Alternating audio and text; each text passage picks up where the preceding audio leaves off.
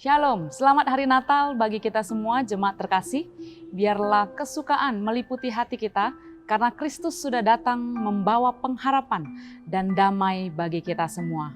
Karena begitu besar kasih Allah akan dunia ini sehingga Ia mengaruniakan anaknya yang tunggal. Bapak Ibu yang terkasih, devotion kita pada hari ini diambil dari Lukas pasal yang kedua ayat 10 dan 11. Lalu kata malaikat itu kepada mereka, "Jangan takut, sebab sesungguhnya aku memberitakan kepadamu kesukaan besar untuk seluruh bangsa. Hari ini telah lahir bagimu Juru Selamat, yaitu Kristus Tuhan di kota Daud." Malaikat Tuhan menemui para gembala yang sedang menjaga kawanan ternak di padang pada waktu malam untuk memberitakan kesukaan besar bagi seluruh bangsa. Hari ini telah lahir bagimu Juru Selamat, yaitu Kristus Tuhan di kota Daud.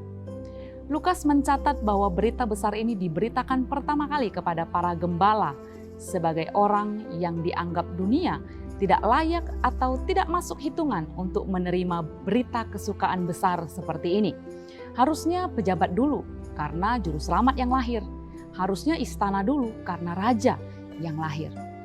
Kita manusia tidak layak untuk kasih dan keselamatan besar ini. Tapi terpujilah Tuhan, kita dilayakkan menerima kesukaan besar ini karena kasih karunia Allah.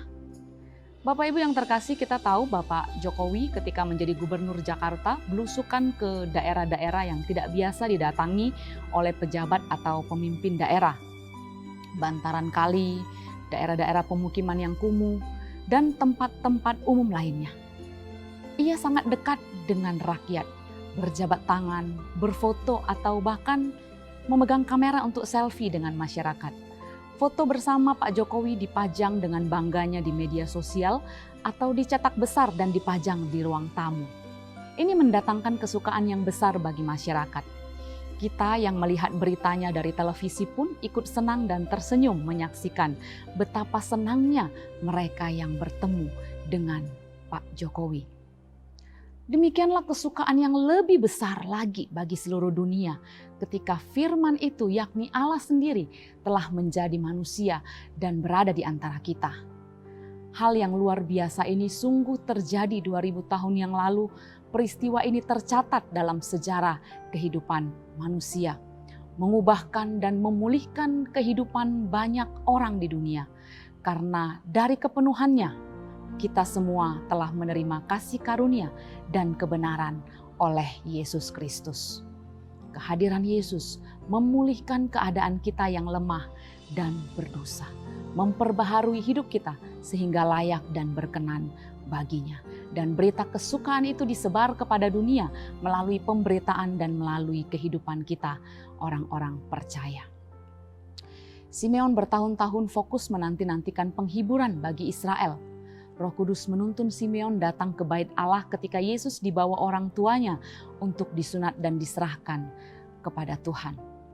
Dan ketika bertemu dengan Yesus, ia menyambutnya dan memuji Allah, sebab matanya telah melihat keselamatan yang telah disediakan Allah bagi segala bangsa melalui Israel.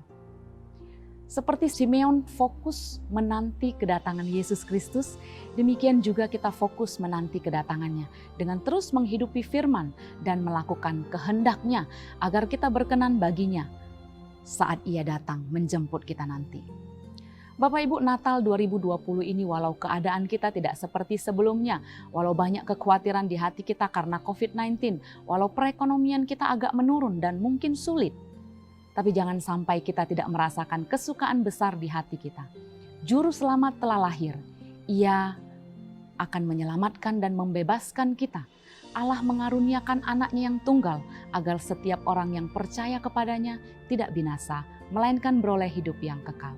Kuatkan dan teguhkan hati kita.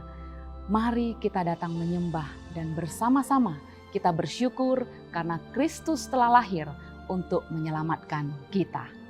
Shalom.